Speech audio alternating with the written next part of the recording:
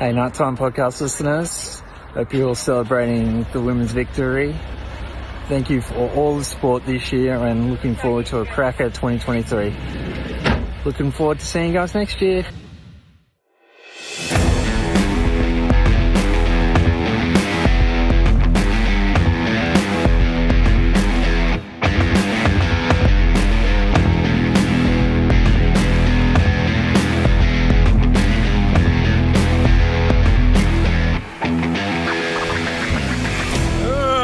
Welcome back, guys. Another edition for night time this week. Big grand final on the weekend.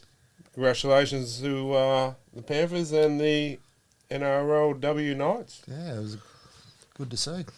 Good game. Both were good games, good atmosphere. We went down, so it was really good. But there's some salty, sorry, Gary, Parramatta supporters out there.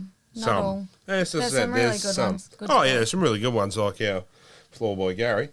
But then there's some that just don't know how to take it.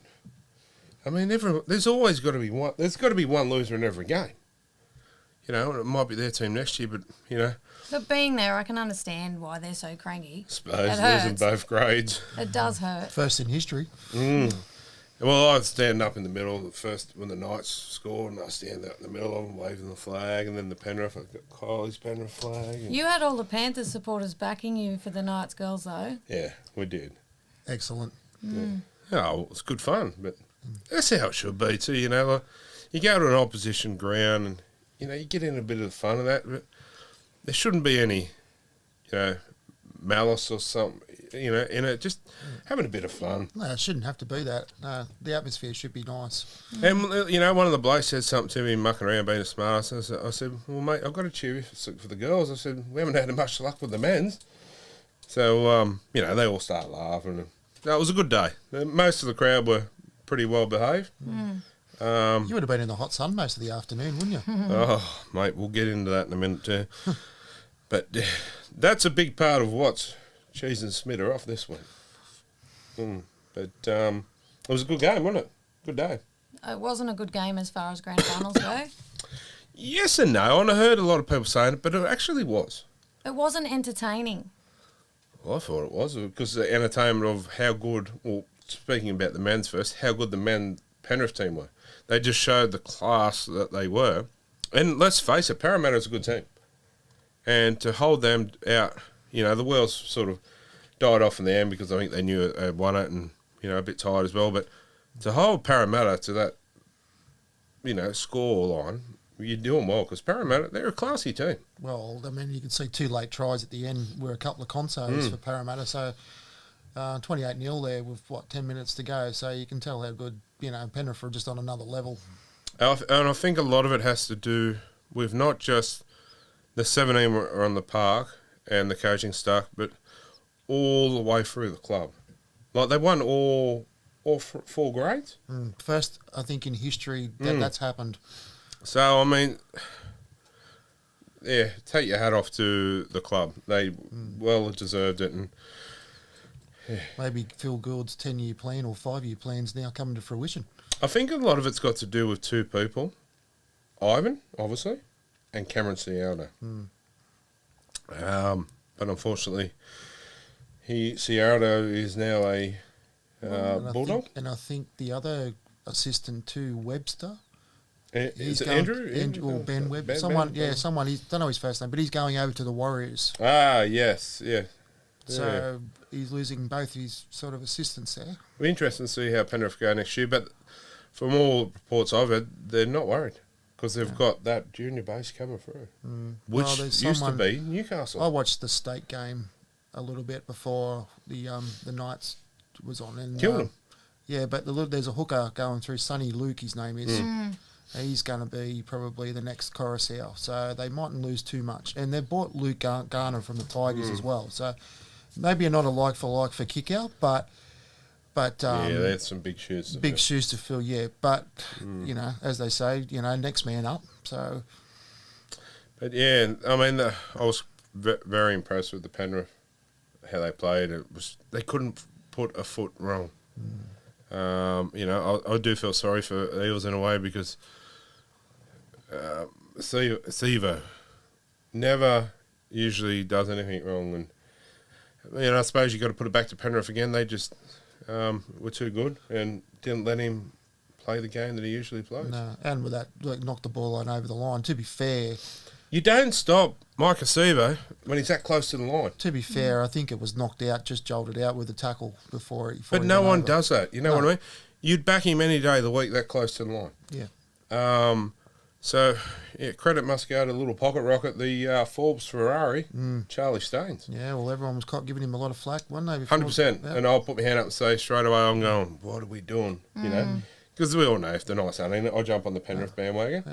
And I'm like, what are you doing? You know, and he done a perfect. On a big bloke like that, you always go low, and every tackle he took him around the boot. I think Parramatta may have missed a trick. They pretty much kicked the top of his wing every time. He's as safe as a bank. He's as safe as Gufferson. See, I think Penrith kicked a lot to Gufferson too, and I thought to myself, Wonga Blake, mate, kick at the Wonga. But Gufferson doesn't drop a ball either. So. No. But when it went in Wonga Blake's direction, I noticed a couple of Parramatta players standing up and going for it themselves because they knew what would happen. No, he's not getting it. Well, you guys were there. You would have seen it spiralling in the air. It would have been anybody get under that. I'll be shitting bricks. But the start the day off. It was the best of Queensland. Was it North Devils? North Devils, yeah. And Tyson Gamble was supposed to be playing. Okay, and he didn't play. No. Okay. Not sure why. I'm like, hell yeah, I want to get but he didn't play. But Penrith outclassed him with that. And Eddie Blacker, he was another one that and even Matt Eisenhuth, who's played a lot in first grade this year, got a run in that. And is it what's his name? The Kurt Falls. Fijian guy? Suniva? Suniva, Is that how you say it? Yeah. He'll be in first grade next year, mark my word. And they're trying to get Charlie Staines an early release to go to Tigers. And they're saying, well, however you pronounce his name, we'll be straight up there. And they're saying, I think it's the Tigers want Charlie Staines, so they're buttering up. Old mate say he's better, so what are you worried about? But that Sonny Luke, he's going to be a powerhouse as well. There's a lot of good players coming through. I mean, when you got Matt Eisenhuth playing in that, he's a first grader. He played first grade all year, just about. Yeah. And why Moses was out, didn't put a foot wrong, and then. And I don't mind that Eddie Blacker too, because he come from the Dragons over to Penrith. Oh, righto. And he didn't get much of a go with what's his name, Griffin. So he went over 2 years ago. I think it was a swap deal he had with can't remember who it was. That he's now not with the Dragons now. Anyway, he's a big lump of a lad, and he can run. He does go very well. He ran down the Cowboys fullback. Yeah. Scotty Drinkwater. Yeah. Oh, come on. And, I mean, there was a lot of first-grade experience in the Penrith side, like just between Eisenhuth and Robert Jennings. They had 175 NRL games between them. But, they couldn't put a foot wrong. It's there. almost like a second first-grade side that the Penrith have chucked out 100%. And, they're... I call it smart. Smart, very smart by both coaches. They're grooming this team into a first grade team. So if you've got a couple of players out first grade, there's no dramas because this next lot is just going to go fill the hole. That's right. So no, I think they're going to be the top dog for years to come. It's and a credit to them, credit to the club. Let's just hope that from our point of view that we can get back to that because we're at one stage we were like that. Well, you think a lot of clubs would try and emulate how Penrith are doing it, with the academy and how they do it down there. But them before we get into it, the NRLW girls come on. Outstanding. It was good. It was a good first grand final for us. Yep. And so we'll get into a bit more of it soon. But Yeah, we might start with the girls first, eh? Yeah. While we're on it. Sounds good. Yeah. Well, we'll do the night of the round for the girls. What do you reckon? Sounds good to me. All right, I'll start off. 3 of mine went to Tamika Upton. I think she was the difference between 2 teams, too, steering around. 2 went to Caitlin Johnson, powerhouse prop, and Jessie Southall, 17-year-old. How she didn't get in the kangaroo squad too is beyond me. I have no idea. Well, I just heard today that Tamika and Millie have pulled out for reasons. I think Tamika's got a calf problem. Yeah. Millie's got commitments elsewhere, and they've been replaced by Clydesdale and Caitlin Johnston. Oh, okay. So they've gone into the Gillaroo squad. Well, there you go. Yeah. But Jessie Southall definitely would have been spoken about. And I will give a special mention to Millie Ball. Didn't play that good in the first half, but come out knowing it was 271 run meters. Something like that, yeah. Yeah, so, done a good... Fixed it up, but there's a few there you could have thrown in the mix as well that played well, so... But no, it was a good game and our first grand final win. So how good was Adam Elliott too, supporting his partner? Bawling his eyes out in the sideline. He was, yeah. Yeah. But I will say, I'll say it now too, I found it, the NRL, pretty rude that they didn't allow them to go around and do a lap of honour and thank their fans. Oh, I didn't see that. No. Yes. A comment was made on social media that there wasn't enough time for the entertainment to come on. Well, I'm sorry. Push the entertainment back. You had all these fans that went down there to support the team, paid, hundreds and hundreds of dollars. Give the team 5 minutes to go around and thank their fans and why, There was time because we were there. Well, that's what I thought too. I thought there was plenty of time, but for whatever reasons they didn't allow them to do it, I thought that wasn't really the right thing to do, especially when all these fans have travelled down that way. Yeah, so I think that's something next year the NRL needs to look at to let whoever's there. Well, they spent a good 20 or so minutes in the corner with their families. I mean, I understand that's a big thing with their families, but they still could have found the time to go around the ground, I thought. I know the NRL, they're just trying to discuss going back to an afternoon grand final next year. No. Peter Volandis has revealed the nighttime grand finals are here to stay. Okay. Good. Because he reckons you've got to get the most eyeballs watching the grand final because grand finals are a huge opportunity to promote the game and it's proven that more people watch sport at night.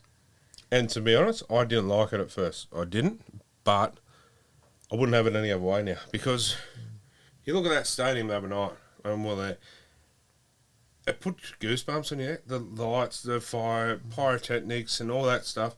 It wouldn't be the same over daytime. They set fireworks off for the women's game. Couldn't see it. It was daytime. Okay. It was silly. And that also makes a bigger, spectacle. So it brings more money, you want your logo to be on that. So it's going to bring more money into it. So I know Matthew Johns is pushing it, but no. From a fan's point of view, it stays. So, sorry, back to you. Well, my 3, 2 and 1 go to the whole team because they just all gelled really well together and, yeah, they got the job done. Yeah, good point. To be honest, I probably couldn't have put it better yourself. And, yeah, they were a bit like Penrith. They were not going to lose. I mean, Parramatta come out and give them a good fight. Yeah. But it's like, no way, you're not taking that off. Yeah. But I'll give Parramatta credit. They put up a good fight. They certainly did. But yeah, well, I was more impressed too with some of the lesser names of our team. I wouldn't say lesser names, but the ones that probably don't get the limelight as much as an Upton or a Boyle.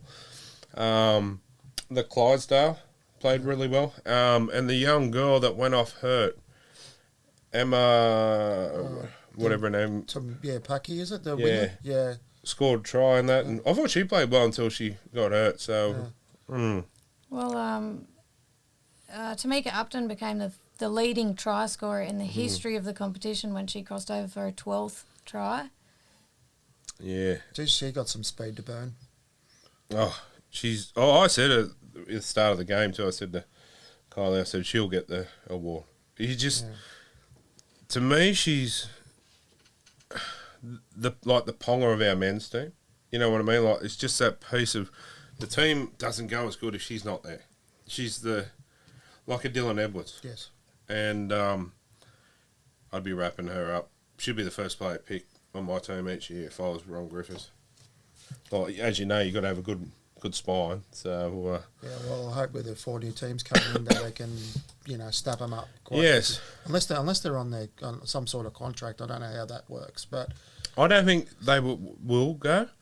The comments I heard that she's never enjoyed a football as much. So why she's still like that, and you got friends like that, and obviously Knights are going to give her decent money. Yes. I can't see her leaving. Yeah. So yeah, but the new team's coming in next year. Yep. So there's Cronulla is one of them, the Tigers, Cowboys, and Canberra. So I heard Penrith were told no, not yet. Why? Yeah, it's a good question. So if they're good enough, they've got the facilities, they had the team. Bring them in. Well, according to Buzz Rothfield, they're reportedly set to apply for a licence and are also expected to dominate that competition as they already have the largest base of female juniors. Yeah, that's probably why they've just said no, because no one can keep up with them. To be honest, okay, I'll go back and I'll give Parramatta credit here. They were the dominating club of the 80s. Well, the new millennium, it's Penrith. They're the dominating club. And you watch, I know people going, oh, salary cap, but I'm telling you, if Penrith keep playing like this and breeding like that, they're not going to have to worry about a salary cap because these young guys are going to fill the spot. And other ones will take pay cuts to go and play with that club. There's players that might be close to retiring that are guns that will go and play at that club for less money to win a comp. You watch.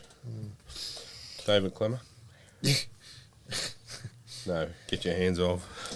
Eels rookie Taylor Preston finished the season with the most kick metres of any New South Wales women's player this season. Preston has kicked 1,563 metres in 6 appearances. How's that too? Also on the Eels, you win one game, you get to a grand final. Surprising, isn't it? I mean, you only got to win one to get there. But well, how many rounds has there been for the women? 6. 6, yeah. So they played 5 games. Well, that's not many. No, I mean, they've got to... Well, obviously, they're going to next year double the season, but I don't understand why they can't play as much as the men. Yeah, well, even just play 2. Like, even if there was still 6 teams. I think it's got a lot twice. to do with pay. They're not getting the money the men are getting, so they've still got to work. Yeah. Not just yet, anyway. I mean, you'd hope in the next 5 to 10 years. But I think that's what it is. They've still got to work outside of this. Yeah. Which, what do you do? But I'm sure it will come good in the end. Excuse me. Corey. Oh, yeah. So, look, I'm going to go pretty obvious. Tamika Upton, she gets my 3 points. Jessie Southwell, I thought she steered the team around pretty well, set up a try, maybe even 2. Kicked well as well, and I'll give Millie Boyle. I know she had a bit of a slow start to the game. She did drop the couple of balls, but after that she switched on, and she was really dominant for the Knights in their victory. And I, once again, apologise. Still getting to know the names of the girls, but 14 Manselman come off the bench. Yeah, and Predabon as well. Yeah, she's a gun, but like a bit of a nappy Coruscant. Yeah. Comes on and splits them up the middle, but that Predator born or whatever, imagine you've got that rotation, you can take Boyle off and you bring her on. Well, I think that was the difference in a lot of their games, like what I watched, because you had Millie and Caitlin starting, you had Predabon, and there was somebody else that would come on as well on the bench. I think it might have been that Rominac, actually, the local here. Oh, yeah. Our son's friends were. Yeah. So she's only a young girl too. That's right. I think she's a forward and she's coming off the bench and she's not killing it as well. So. Yeah, good on them. Anyway, we might just take a quick break and be back shortly. All right, guys. Yeah, and welcome back. Continue on with the girls too. You had a bit of info there for us? Tamika Upton won the Karen Murphy medal. Who is the Karen Murphy? Anyone know anything about that? I know a Karen Murphy, but she's not in a different sport. Obviously, it's got something to do with the rugby league, but yeah, I thought it might have been Tasha Gale. Tasha Gale, yeah. Well, she's got a name after the Tasha Gale Cup, so Or even their Ruan Sims does a lot for, yeah. I thought it might have been named after her, even, but no. bit of homework for next season, eh? But yeah, good on her for taking out the award. I thought Jessie Southwell was going to get it, but Excuse me. But yeah, well, give it to Tamika as well. It was one of those two. Yeah. But yeah, they're pretty on par, weren't they? Yeah, the Newcastle back rower Yasmin Clydesdale won a premiership last year, and then won this year with the Knights. So yeah, just been selected in the Gillaroo squad, so she's going places. done well. Yeah. So And I did read, I don't know if he's got that there, but Shanice Parker and Autumn have been selected in the New Zealand Kiwi Ferns as well. oh, okay. Yeah, the lists are there. Yeah, Somewhere. because yeah, that's good for Autumn because she Injured. Yeah, not sure exactly what it was. I can't remember, but yeah, so she's bounced back. And there's the New Zealand women's team there. Have fun with those names. I'll go through them. But Amber Paris Hall from the Brisbane Broncos, Annette Claudia Nuashula from the Broncos, Appy Nichols, Gold Coast Titans, April Rain Stevens Autumn. Daly, Autumn from the Newcastle Knights, Brianna Clark from the Broncos, Charlotte Scanlon, Point Cleveland Pirates. So must be a Chevrolet. yeah, from younger grades or something. So yeah, Christy Stowers, Crystal Tamarua from the Broncos. Yeah, there's quite a few there, but the other one is Shanice Parker from the Newcastle Knights. It's pretty much a lot of younger outside the NRL have made it. So yeah, a little decent sort of side there. Yeah, the Australian women, like they've always been, Gillaroos have always been pretty dominant in the women's game, so you'd expect them to take it out. But obviously Don't write off PNG No, because they've got Elsie Albert. she has. Oh, yeah, They I saw have, that. Yeah. Yeah. She's a gun. Oh, isn't she? And She's your favourite player, isn't she? in the WNRL, Yeah. she's one of them. Yeah. Mate, I like a player that doesn't sort of get. I like a lot of players that don't get the limelight, that do all the hard work. You know what I mean? Like a Sione Mataldi, I was a fan of his, and Jessie Sue. You know, I was fans of those, and even really Brodie Jones and Kurt Mann. You see, they do all the hard stuff, but don't get the limelight. But yeah, but the sorry. In the Australian World Cup squad, the women's, Keely Davis. That's not... No, never mind. Don't mind me. I was thinking Robbie O'Davis's daughter because I'm sure No, her that's name's... O'Davis. Yeah, Yeah. I just figured that out. Yeah, But her name's Keely as well. yeah, true. Is she the one from the Dragons? Yeah. Is she New Zealand? No, we're up to Australia. Oh, Australia, yeah. She's the hooker for the Dragons, yeah. Keely Davis. Mm. Yeah, she's a good player, good little Do player. you want to do the Australian women's team? Sure. There's Taryn Aiken from the Broncos, Kazi Apps, St. George, Samantha Bramner, Sydney Roosters, Ali Brigginshaw from the Broncos, Lauren Brown from the Titans, James Chapman from the Broncos, Kennedy Sherrington from Parramatta, Shanae Siasiolka, Broncos, Yasmin Clydesdale, Newcastle Knights, Keely Davis, St. George, Talia Famaono, St. George, Philly Mayano. close enough, Talisha Harden from the Broncos, Caitlin Johnston from the Knights. Is she the one that you said wasn't playing? Yeah, No. no, I said Tamika Upton and Tamika Millie and Ball. yeah, Okay. pulled out. All right.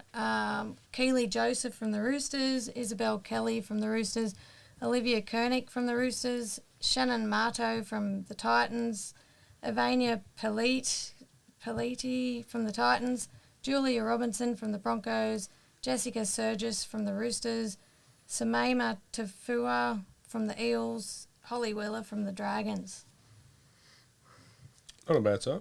There's some talent there. Like, I think. What position does Brigginshaw play? Halfback. Halfback. So who's going to be the 5'8"? Maybe Fumi Mayono. She plays 5'8" for the Dragons. So Jessie Southwell's been called up. Is that correct? No, Tamika? she hasn't. She hasn't. No, she's still missed out. Oh, she still missed out. I thought she Yeah. was. Oh, okay. No. I thought someone said she got called up for Upton. Well, not that I heard. I just heard today that it was... Hang on. Are you smoking crack? Because I'm pretty sure you told me before we started she No, got. Caitlin Johnson and Yasmin Clydesdale. Oh, righto. Yeah, All right, we'll take that back. yeah. I'll take that one back. Yeah. But I would like to have seen her play with Ali because I reckon Yeah. that experience could have helped her. True. But yeah, be interesting, but to see the Australians taking on the like the Kiwis as well. Be Yeah. interesting to see what goes on there. Well, the centre pairing, the women, the girls, Surgis and Kelly, they're a good combination. So they play together for the Roosters. So they'll be hard to beat. But I don't know much. It'd be, it's different ball game. Be over there in the UK. I Yeah, believe. it'd be different over there. Be different over there. So see what happens. But it's starting to take off the women's competition. It's so, going to get better and better. Mm. Like it was a very good grand final to watch. Parramatta were, they gave it. they gave it a fair Yeah, crack. and when it got back to 18-12, I was getting a bit nervous for them. Yeah, I must admit I was too. I was like, And, here we go. They held their nerve and scored 3 late tries and The Parramatta captain. yeah, I think she might be in the Australian squad there. Yeah, well, she's Tafua or something like that. Is yeah, that- Tafua. She's a gun.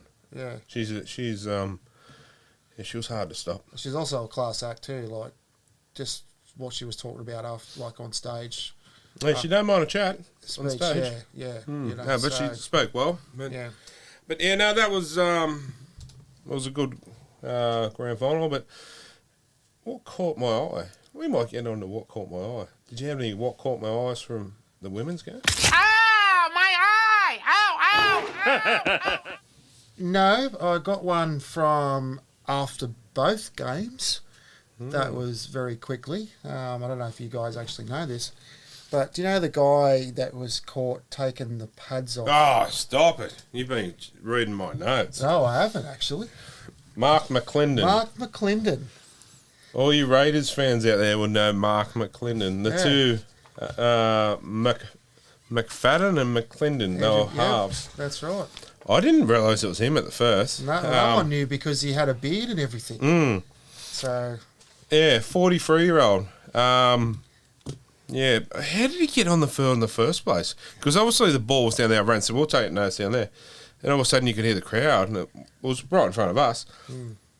I said to Dean, what are they cheering? The players haven't done much. And then next minute you look over. And old mate's ripping the pads off, and there's like 30 security guards. How did he get through them? I'd say they were watching the game.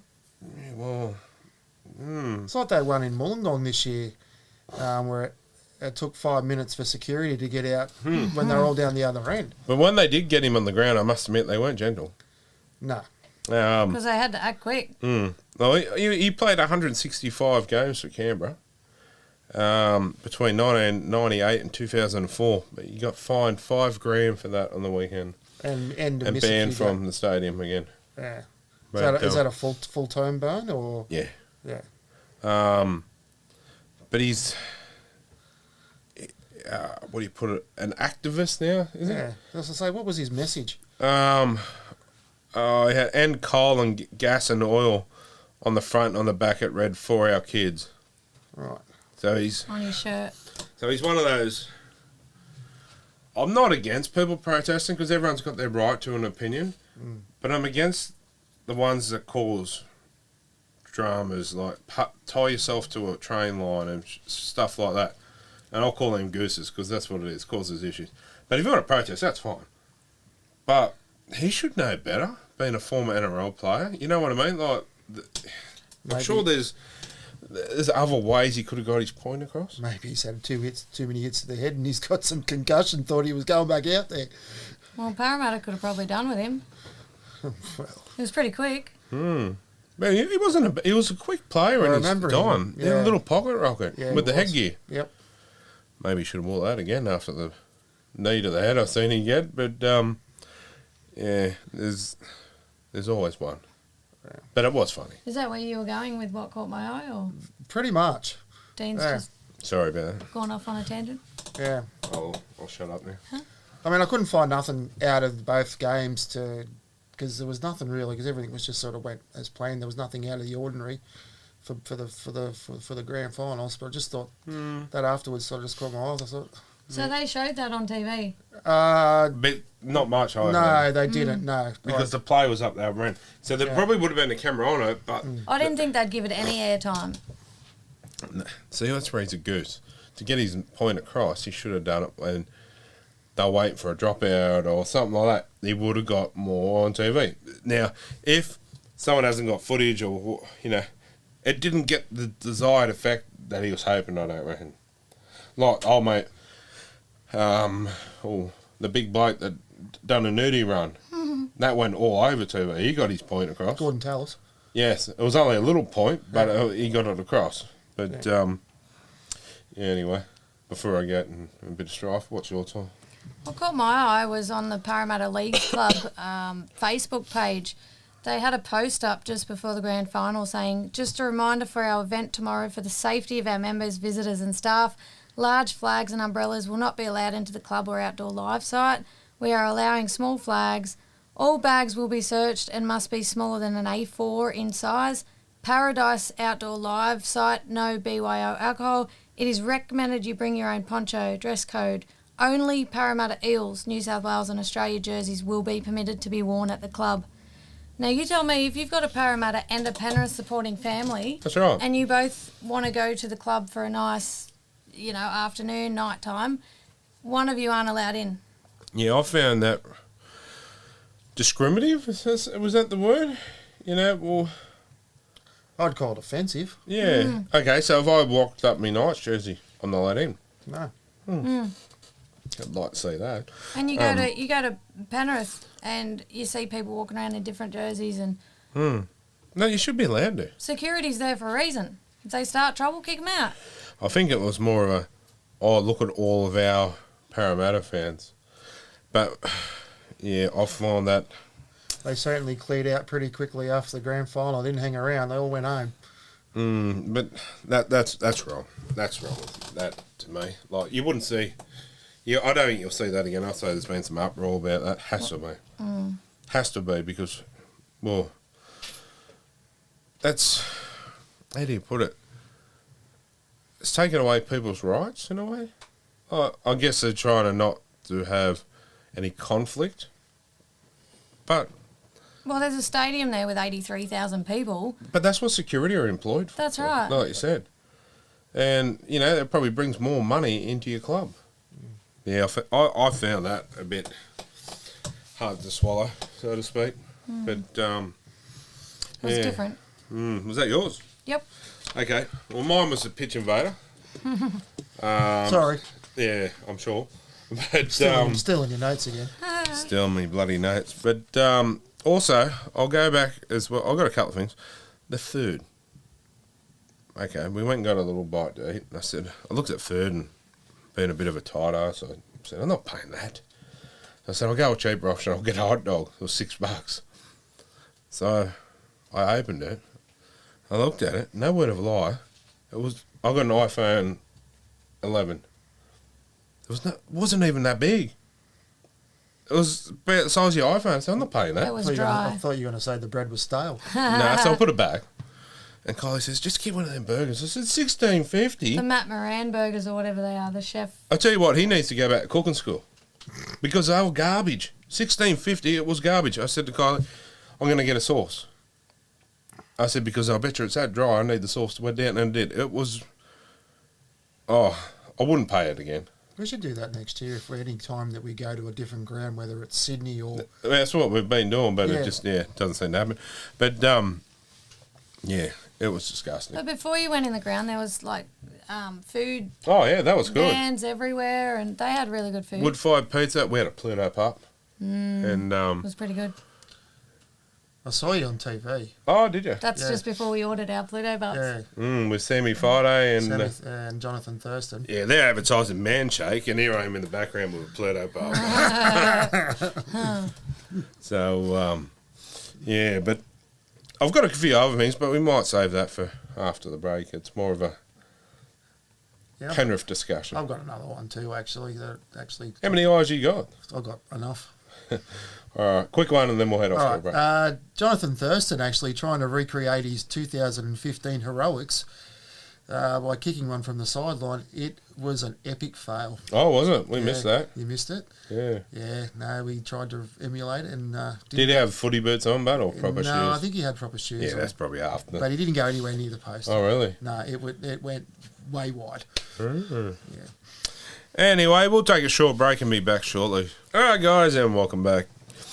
Mate, we were... I'm going to get on to this because this is really one of the things that's cheesed me off this week. Is Paul Kent. I mean, this bloke is an absolute goose. And honestly, I hope someone sends this to him because he's a fruitcake. He's got no idea. He gets paid to be a journalist and, we are backyard journalists, really, and we do a better job than him. He just creates bullshit stories to sell papers. And, starting all this garbage against Penrith for finding all the stuff they're saying... Acting like kids as and well. all this garbage. Okay, he goes, you shouldn't carry on like that after a win. Mate, you shouldn't burn down your bloody stadium after you win a grand final either. But you're forgetting about that, you goose. But, and he's going, I think I've got it here. James Fisher-Harris come out and, he said, what was it, our sons. Yeah, because it's an ongoing joke, who's superior and who's... And it was said before the game or something, we're the dad of the... There's nothing in it. He's just creating bullshit. And,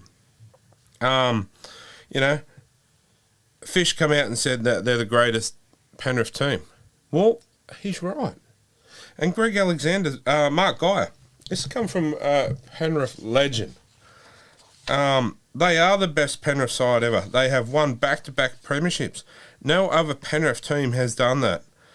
I don't think anyone from the 91 or the 2003 grand final winning teams would take it serious. This team is the best.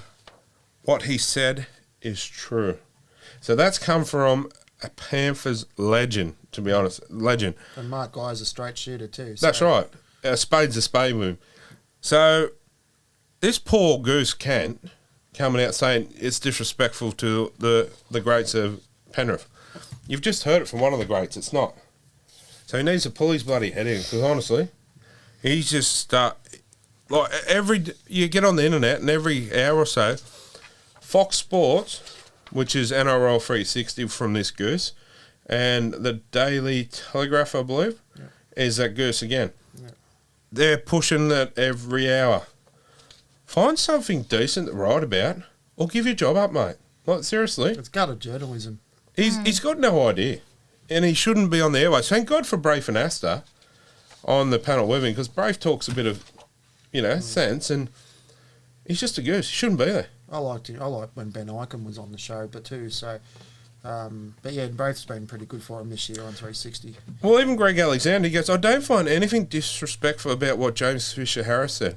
If someone got offended by that, I'd be stunned. After 30 beers and no sleep, he has every right to say that. So there's probably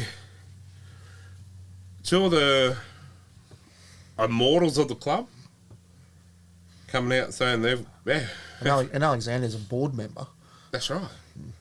So, I mean, can't we find something decent to write about? Because It's the off season. yeah, but it's taken away the limelight and the glory of the game. To be honest. And then on the back of that, he's slagging Luai off, well, not him, but everybody else as well, about an Instagram post he put up there. There's no. I'm between not going to mates. say the word because coming from me it could be class offensive, and I understand that, but in the way he and his brothers or whatever, it wouldn't have been taken that way. No. It wasn't meant to be a racial slur. No, and he's just gone, oh, I can sell an extra paper here. In the Telegraph, that's who he writes for. I apologise to if I've put the wrong paper, but this is how much we don't care about the goose. He wrote, Panthers should take an someone wrote that on Facebook today, Panthers should take an AVO out on Kenty. What a dirty little grub he is. I think he might be jealous because he was he actually played for Parramatta. 2 games, and they realised how shit he is like his journalism and got rid of him. That's But apparently he doesn't like Parramatta either. And he doesn't like Peter Sterling a lot as well. So they've had their blues over the years. Yeah, but even when they sung Sweet Caroline in the sheds, they're having an issue about that. They're saying that was a dig at Mitchell Moses because that's his song when he scores a try. They play that song at every single Knights game. They played him and they even played at the cricket. Yeah. They played It's Bon played- Jovi. Is that a dig at the Knights? Oh, God. Jesus Christ. Sweet Caroline is at every NRL game because It was- everybody can sing along to it. That's It was right. on the grand final day. The whole crowd was singing it. That's right.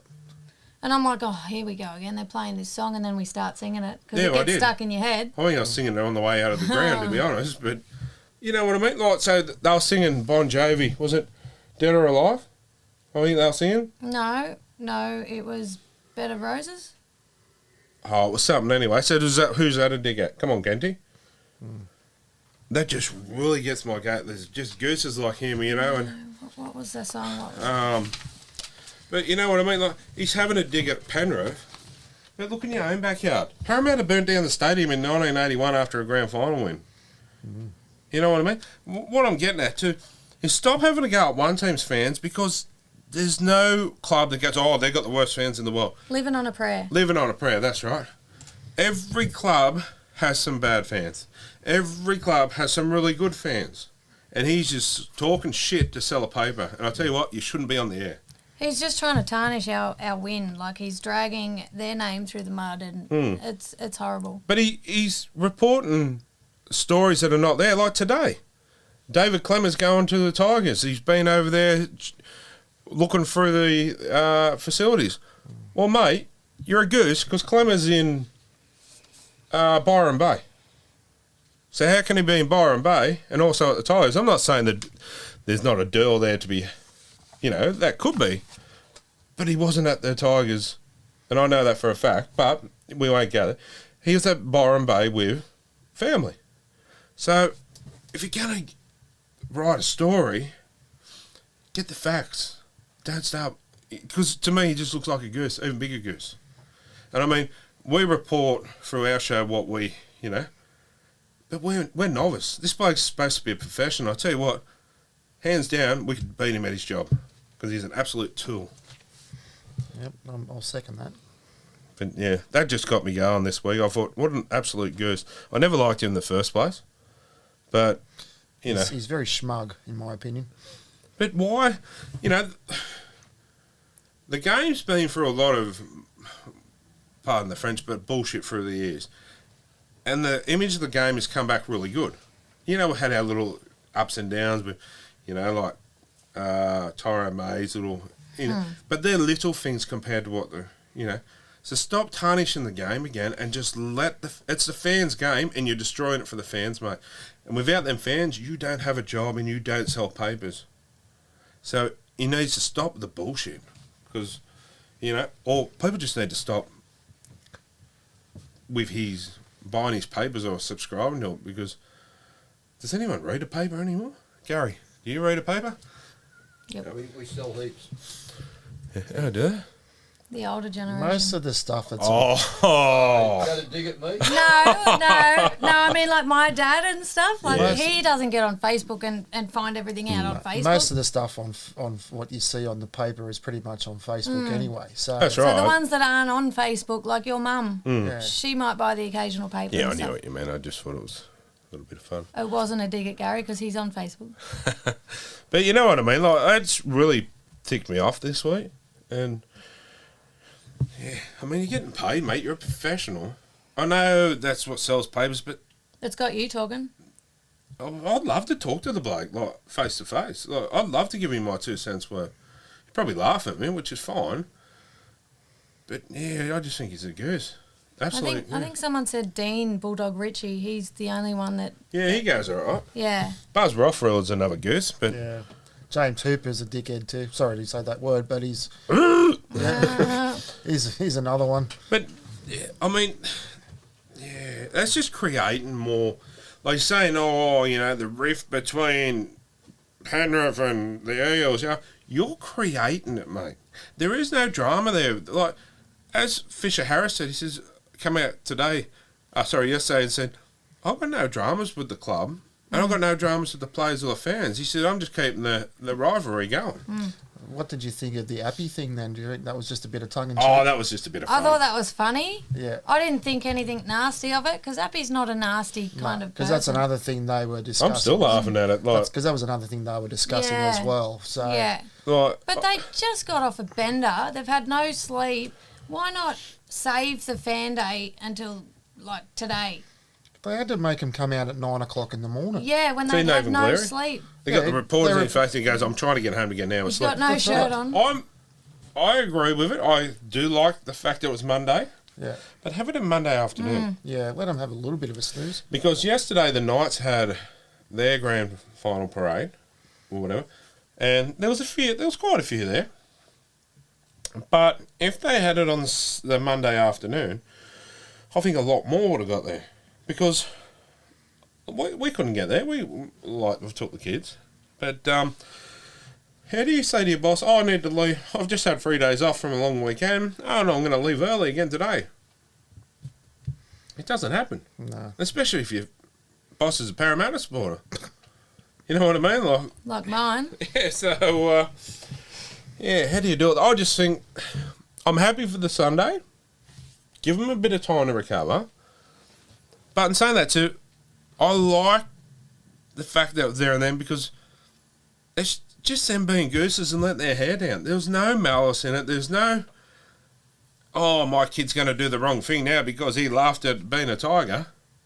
You know, what Fisher Harris, Fish was just as cool as a cucumber. It's the most I've ever heard him talk. Who knows? Who knows? Tigers might actually win it next year. You just never know. But it's all just, Yeah, it's just, you know. just But Isaiah Papali'i, is that his name? yeah. Come out today, yesterday and he was cranky at Appy for saying, oh, what he said. I'm sorry, mate. You tried to get out of your contract. You did everything you could to get out of your contract, so you ain't got a leg to stand on. And another thing too is was that they were trying to is the Dylan Edwards thing where he got was awarded the medal and you know what's going on there? Making out the teammates didn't But cheer him. did you see him at the press conference? Yeah, And they said Dylan Edwards trying to talk down him getting the medal, and Nathan Cleary's rolling his eyes like Thanking going, all his other teammates for doing the work. for doing, yeah, well, and there's obviously something there that they, you know, have a bit of a dig at him. You know what I mean? So it's just all kept in house, and it's just a bit of fun playing with your mates. But, you know, like he's playing it down saying, oh, it was all my teammates. I mean, and Cleary's rolling his eyes like, come on, dude, you won that. You are the gun. And give him a rap there and then. So why would he not be happy for him? And if you look closely at the video they're talking about, Luai and it could be Spencer or someone, they're talking to somebody else, like an official. And I think they didn't really, they were caught up in that. And then it's just, you know, all happened real quickly. And you've got to remember, they've just gone back to back in a grand final. The buzz in that's going for them would be phenomenal. So who wrote that? I think it was Paul Kent, no, I don't think it was Paul Kent. It was his understudy. probably Yeah. So I mean, Whoever it wasn't. I don't think it was. Yeah, it was, I mean, they need to get real journalists because these are a bunch of gooses. They've just Danny Weidler, is it his name? Danny Weidler. yeah, Weidler, yeah. whatever. He seems a decent Yeah, he's all right. journalist. He was there on Sunday night, and Penrith did pick Dylan Edwards up and were cheering him and carrying him around. And Look when he done that try-saving tackle. They were all over it. They love him. Like you listen to interviews, and before the grand final, they said they wouldn't trade him for any fullback in the game. He's probably just a humble bloke. he's very He is. humble. There's a lot of them in there. Him and Isaiah Yeo. Yeah. And Fisher Harris is a very humble bloke too and quiet, but just get off there. I'm just sick of the bullshit. Like they've just tarnished the grand final win, if you ask me. What about a couple of weeks back there, Regan Campbell-Gillard, they said that there's a rift between him and the Panthers. And he said it straight. He said it straight. He said him and Yo are best of mates. Yep. They're still hanging out, talking. Yeah. Well, even Isaiah Yeo, after they're all celebrating, Isaiah Yeo went over to the Eels to console them. He said, because I've been there, I know that feeling. And he said, one of my best mates is Reg, and I wanted to make sure he was okay. He actually did say to a few of the Parramatta guys that we've been in this position before. Makes you more hungry. That's right. So, and you can look at the press conference with Brad Arthur and Clint Guntherson. They pretty much said the same thing. That, this will drive us to bigger and better things next year. That's right. So, once again, it's Kent talking shit. So maybe he shouldn't be on NRL 360. He should have his own segment, talking shit with Paul Kent. Because I tell you what, he talks a lot of it. Anyway, we'll move on from that. But yeah, absolute on the Dylan Edwards, who got the Clive Churchill medal. I mean, there were some stellar performances, but Well deserved. 100%. Most underrated player in the comp. And how he is not in the Kangaroo side, I call absolute bull strangles. He's on standby. I don't care. He should have been picked. Okay. Same as Nico Hines too. Okay. He's won the Dally M Player of the Year. So, for me, I get rid of Campbell Graham. Dylan Edwards comes in. Because Latrell Mitchell can play centre or wing. And you've got a specialist fullback in Dylan Edwards as the second option, not Latrell. Latrell Mitchell's not a fullback for me. He's centre, And Nico Hines comes in. I know a lot of people won't agree with me here, but Daly Cherry Evans goes. Because how can he be the halfback over Cleary? Yeah. What Cleary's done this year, and what's his name? Cherry Evans, played one good game in Origin? Yeah. Don't know. I don't think he was cited this year. So Nico Hines comes in and you get rid of Cherry Evans for me. But how Dylan Edwards isn't there, I've got no idea. Usually this time of the year, though, most of them don't even. They usually go to their medicals or whatnot afterwards, and half of them don't turn up, or they not so they don't turn up, but they passed unfit. So a lot of them pull out. Yeah, but it's the whole. He should have been rewarded for his. Should have taken him for even just for the experience. No, he's just won the Clive Churchill. That's right. And Nico Hines has just won the Daily M. So he's saying he's the best in the competition, but can't get a start in the Kangaroos. Doesn't make sense. No, it doesn't. Does not make sense. Yeah, anyway. But that's what cheesing me off. So maybe we need a break and come back shortly. For some cheesels. Cheesel. Anyway, we'll take a short break and be back shortly. All right, guys, and welcome back. Yeah, we might do our 3-2-1s for the men's competition, though. For the, I'll start off, Obviously, 3 goes to probably the most underrated player in the comp, I believe, Dylan Edwards.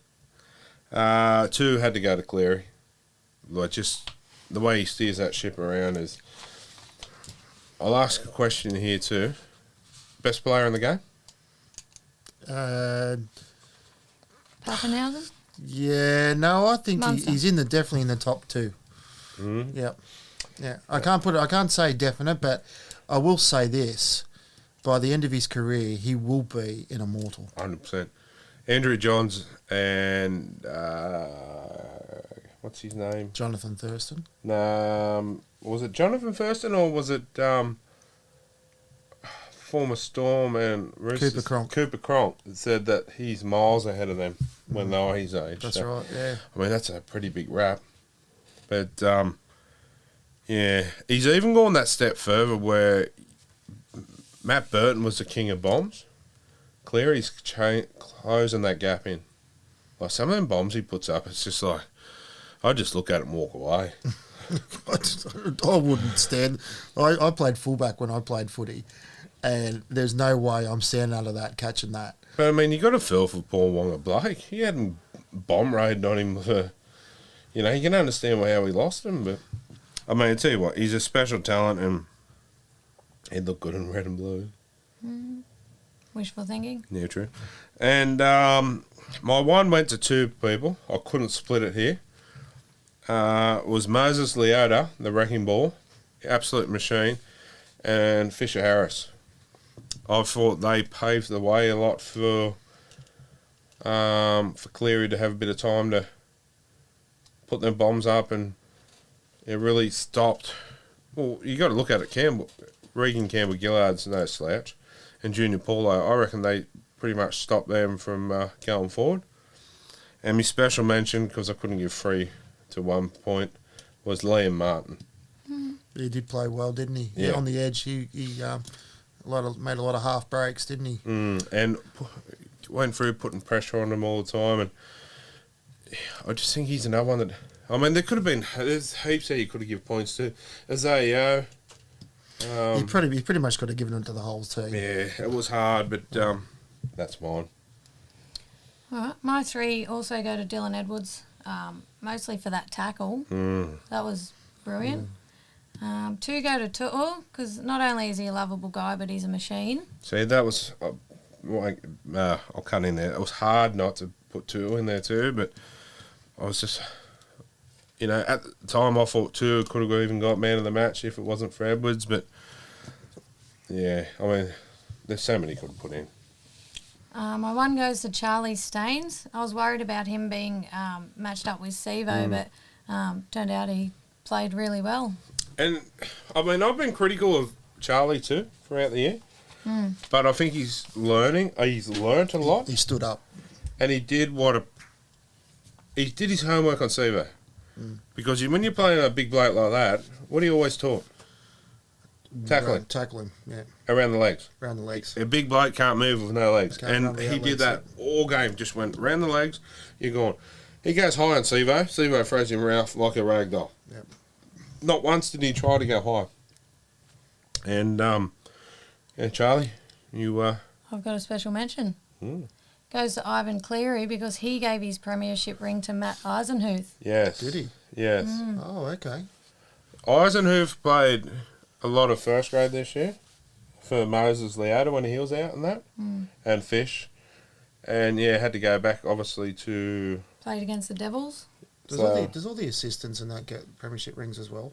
See, I don't know. I reckon it should be...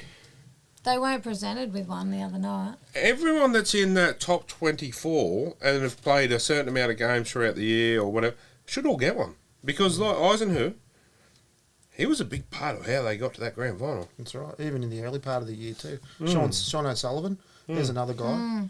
You know, so... Surely he would have, because he was 18th man, wasn't he? Yeah, I think so. So he would have got one. He might have, yeah. But, yeah, you're dead right. Like, even Kurt Falls, you know, played a few games. Yeah. But, yeah, I thought that was a class act of Cleary. And, like, Cleary hasn't been well all year. No, they said that. Like, even his wife said that he's been probably the sickest we've ever seen him, and he just soldiers on. He did. He ended up in the ICU with blood clots. So, yeah. So, I mean, who got Coach of the Year again this year? Todd Payton. Rightly so. But, I mean, he'd have to be a close second, wouldn't back to back. Back to back, yeah. But yeah, yours, mate. All right, well, it's pretty obvious. Dylan Edwards. I cannot give this guy enough raps. Like as I said, that tackle, as you said, Kyler, was outstanding, and his running game every time, every set of 6, he was bobbing up. Well, he could have gave up Yeah, because they probably still had the game won by then, Yeah. but no. yeah. Almost, I think everywhere you almost get the ratings come out, and he's pretty much a 9.5 or a 10 out of 10. His effort. My 2 points actually, I was going to say Nathan Cleary too, because he really steered that team around, and that little kick in for Scott Sorensen, that vision that he's got was phenomenal. And I might give my 1 point to Brian Toto as well, 290 run meters or whatever it was. Yeah. A bit of a colossus in the Probably his best game of the year. yeah. And he's a. Like people are talking about, maybe leaving, this bloke might be leaving. I think the bond of the brotherhood, so to speak, and they've got between a lot of them will outweigh the money. Yeah. I think they're happy on what they've got and trying to take. I just feel that they're too happy together. Yeah. And if you take a piece of the puzzle out, I don't think that piece that's missing will go as good. Money talks, though. Yeah. Yeah, but money can't buy happiness. It can come close to it, but... It buys food. That makes me happy. Well, obviously me too. But, as you can see. But, you know what I mean? As long as they're getting a decent amount, I don't know if they want too much more. Would they, prefer to keep that bond together? You know what I mean? I think time will tell, but... I'll give my special mention too to actually Moses Leota, because he was brutal. I love the way he was playing. It was so aggressive. And that's another one that you like to see do well, is blokes like him.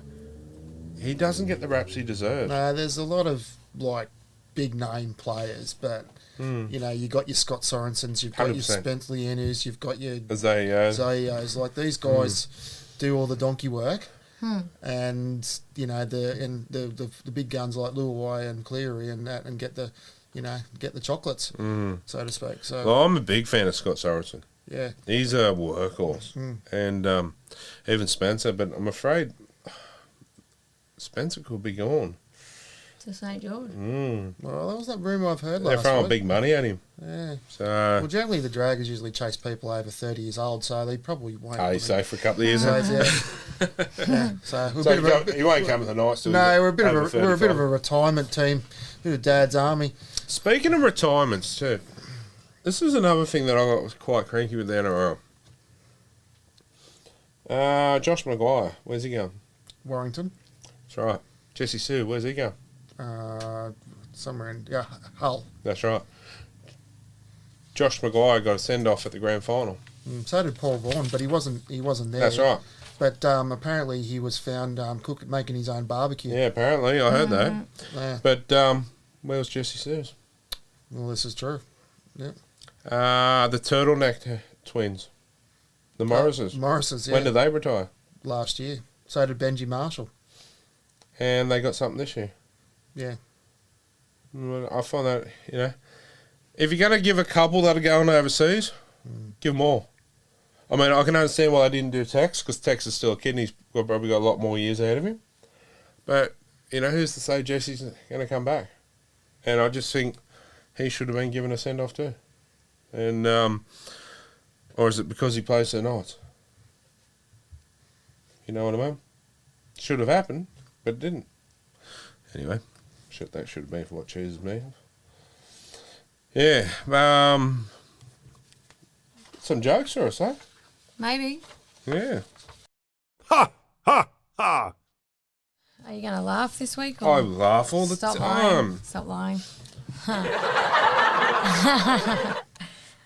A woman sends a text to her husband. Honey, don't forget to buy bread when you come home from work. And your girlfriend Valerie greets you. Husband, who is Valerie? Wife, nobody. I just wanted you to answer to have confirmation that you saw my text. Husband, but I'm with Valerie right now. I thought you saw me. Wife, what? Where are you? Husband, near the bakery. Wife, wait, I'm coming right now. After 5 minutes, his wife sends a message. Wife, I'm at the bakery. Where are you? Husband, I'm at work. Now that you're at the bakery, buy the bread.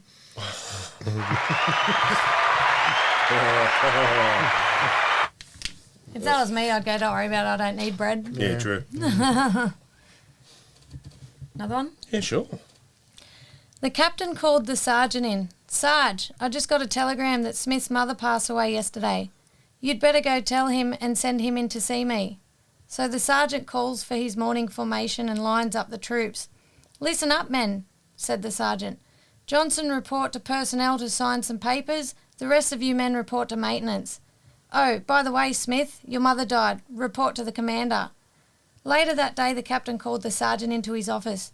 Hey, Sarge, that was a pretty cold way to inform Smith that his mother passed away. Couldn't you be a bit more tactful next time? Yes, sir, answered the Sarge. A few months later, the captain called the sergeant in again with, Sarge, I just got a telegram that James's mother passed away. You better go tell him and send him in to see me. This time be more tactful. So the sergeant calls in for his morning formation. Okay, men, fall in and listen up. Everybody with a mother, take 2 steps forward. Not so fast, James. Oh. Brutal. You got a last one for the year? I don't know, that wasn't much of a laugh. Yes, it was. Stop lying. Told you. 2 men are hiking in the woods when suddenly one curses, stumbles and falls. He had been bitten in the groin by a rattlesnake. I'll go into town for a doctor, the other says. He runs 10 miles to a small town and finds the town's only doctor, who is delivering a baby. I can't leave, the doctor says, but here's what to do. Take a knife, cut a little X where the bite is, suck out the venom and spit it on the ground. The guy runs back to his friend who is in agony. What did the doctor say? The injured man cries to him, he says you're going to die. That was a bit morbid. It's all right. 2 morbid jokes. It's all right. 2 morbid ones to finish the year. But no, no, good. Where's yours? I didn't have any this week. I've been too busy. I didn't want to outshine you, you know what I mean? Yeah, that's your segment. Yeah, so, I only throw one in here and there, you know. Oh, right. Yeah. In other words, 3. pardon? No, you got 3 today. Yeah, how many did I do last week? Maybe 4. I can tell you one if you want. Have we got a grand finale? We don't want the Davison one. Yeah, Harley. How do you excite a farm girl? A tractor.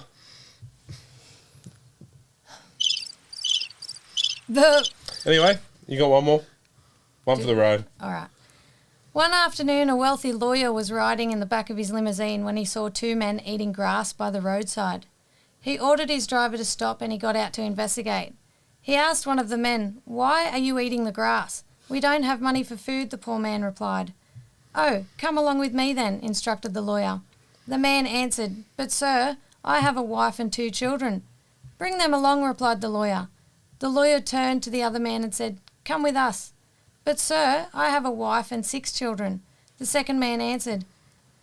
"Bring them as well," replied the lawyer as he headed for his limo. They all climbed into the limo. Once underway, one of the poor fellows says, "Sir, you are too kind. Thank you for taking us all of us with you." The lawyer replied, "No problem. The grass at my house is almost a foot tall." Oh.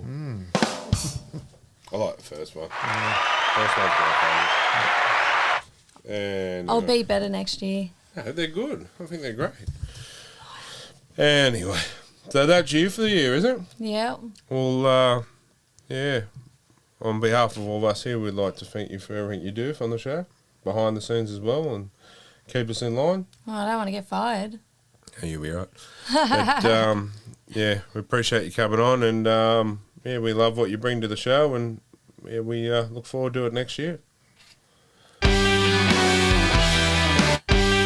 Anyway, so we'll take a short break and be back shortly.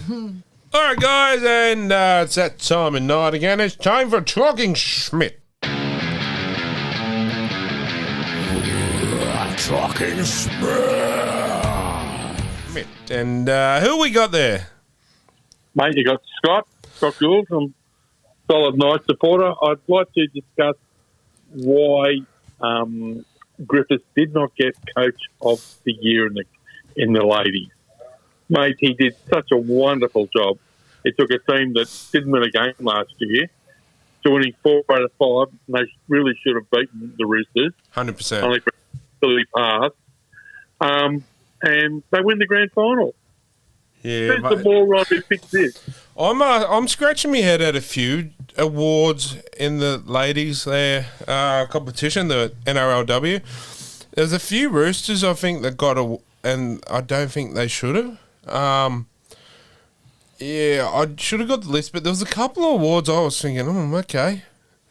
And yeah, one of them was the coach's award. I thought the Knights coach got him from 0 to hero in the space of. So yeah, I'm with you, mate. I don't think the Roosters. Okay, they're saying, they did it because, he went back to back and almost got into a second consecutive grand final. So does that mean Ivan Cleary should have got it? Well, you would think so, wouldn't you? But he didn't. Absolutely. That's right. And the thing is too, they go Todd Payton. He got in their men's because he took them from 0 up to near grand final. Yeah. Well, so did Griffiths. Second.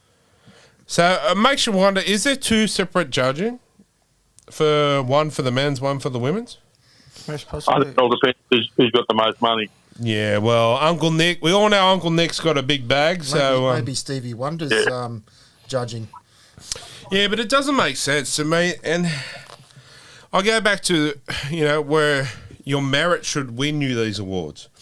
Your merit should win you selection. Well, that's been proven to be false this week because Dylan Edwards and Nico Hines are not in there. And they've just won the 2 biggest awards in the game. So to me, they're the best 2 players in the competition at the moment. But you can't make a kangaroo side. So how do you not make a kangaroo side? Well, I thought Latrell Mitchell was absolutely disgusting. He was terrible in the semi-final, whatever you want to call it. I think he was so quiet. He shouldn't have got picked. Yeah, I would even, we had this a bit earlier, but I would even say even Campbell Graham, maybe he doesn't get a start and then Dylan Edwards comes in. That way Latrell can cover centre, wing, whatever. But you've got a specialist fullback that will be there as your number 2, which in saying that too, I know Tedesco is a phenomenal player. Definitely. But I still think Edwards had it over him this year. So for me, I know people say you've got a Penrith connection, but I think Edwards is my starting fullback. And I think him winning the Clive Churchill, I think I heard it on Talk Back of MG today. Usually your Clive Churchill middle winner is first player pick. So explain to me how he's not. Uncle Nick. Again. Lost for word. Look, you can't take nothing away from Tedesco. He's a fine player, and he actually got them into the semi-final. 100%. Like he's been the best fullback in the game for a number of years. Have a look at Tommy Turbo's effort last year before, he was, he got Dally M Player of the Year and, at fullback and, so, he had an awesome year too. So, but, he's injured this year, so. I just think what Dylan Edwards has done this year deserves to get it. He deserves to get a first crack at it. Yeah, that tackle he made 100%. Absolutely awesome. And that proves to me this bloke is not just an attacking fullback. And you watch Dylan Edwards. This is what I like about this bloke too. You get a lot of fullbacks that will play up in the line, even in defence. Have a look at him in defence. He's at the back and he's barking orders. He's directing his team where to go around, whatever. And he's back ready. On the weekend, every single ball that Parramatta kicked, Edwards caught it on the full. Yeah. 3 years ago, Dylan Edwards had the yips. I remember he got dropped. He had one bad game. He just couldn't get his hands on the ball, and look where he's done now. And he was going to go. There was rumours that he's going to the Cowboys back then too. I'm not sure what the move's there, but to be honest, if we had the salary cap in Newcastle, I'd even think about moving Ponga to 6 and having Edwards if in a perfect world. Because I just love the way he plays and directs the team around from the back. So to me, Edwards is picked, mate. So that's going back on your question. I know we went off a little bit on there, but yeah. Yeah, that's okay. That's okay. I don't mind that. I'm not a real Ponga fan. I think he's let Newcastle down so many times. He gets injured so much. Like, I don't think he's had a full season with the Knights, has he? Nah, but let's hope next year's a different story. But yeah, Ronnie Griffiths should have got it. So I do believe tonight the awards are happening as we speak to the NIB NRLW Knights Awards. So hopefully he picks up something from there. Well, obviously he'll get some of them, but yeah. Yeah, that's tomorrow night, isn't it? Nah, it's on tonight as we speak. Oh, right. Yeah. Oh, well, on the thing, because I joined the NRLW. Yeah, no, that's it, mate. Good to see you supporting it. But, mate, thanks for your call. I really appreciate it. And you're in the running. Actually, we haven't said it. We forgot to say it. But every caller that calls up tonight, too, we have a few spots left on our chocolate wheel for our prize giveaways. Our Sayers Inc. tattoo voucher and a couple of other things, mate. So you've won a spot on our chocolate wheel. Not a problem. That'll be great. No worries, champion. Appreciate your call and hope you enjoyed the show throughout the season and see you again next year. Not a problem, son. Have a good one. See ya. Thanks, mate. Thanks, champion. Bye-bye. Thanks, mate. Bye. All right, guys, it's time for caller number 2. Who we got? You have got Henry Dawn. Henry, how you going, buddy? Mate, how'd you like the grand final? No, well, not very happy about it because I would have much preferred Parramatta to win. Sucks to be you, doesn't it? Both grades. Yes, but as Sorry, mate. You're cutting out. as a Melbourne Storm fan, I really wanted Parramatta to win. Yeah, no, I thought you would. Mate, what's your question for us this week? Okay. What were your thoughts on Parramatta's performance in the grand final? Which grade? First grade grand final. Oh, not the man's, not the woman. The women. Let's go with both. Okay, both. The girls played really well, I thought. The Parramatta women and really pushed the Knights till probably the 40th minute. And then the experience of Boyle, Upton, and some of the other, Clydesdale and that, and our little Jesse Southwell. Just all the class of those, and alike, just were too much for Parramatta in the end. But I tell you what, they give it a good crack, and mate, they can hold their head high. Yes, well, I certainly think that the women's side put on a much better performance than the men's side did. Mate, and saying that too, before I get on to the rest of the boys, they can have their say, but I don't think Parramatta played badly. I think Penrith just played too good, and they stopped Parramatta from being able to be dominant. So I don't think Parramatta can hold their head in shade. They can hold their head up high. They didn't do anything wrong. I just don't think anyone on their day would have beat Penrith. Penrith were just way too good, and from the start, they were not losing that game. No, that seems fair. It just seemed to be that I guess for any NRL side, they've got to have just that one game where nothing goes right for them. I guess Parramatta just drew the short straw. Well, I will, and one thing I'll say, I wouldn't say I blame Brad Arthur, but a few coaching decisions I thought could have been done different that may have helped the team, where Penrith stayed in the motel across the road. Actually, the Parramatta players went with their wives or girlfriends in their cars. Yes. So they never went on the bus. Yes, that's together. right. And Penrith boys stayed together the night before.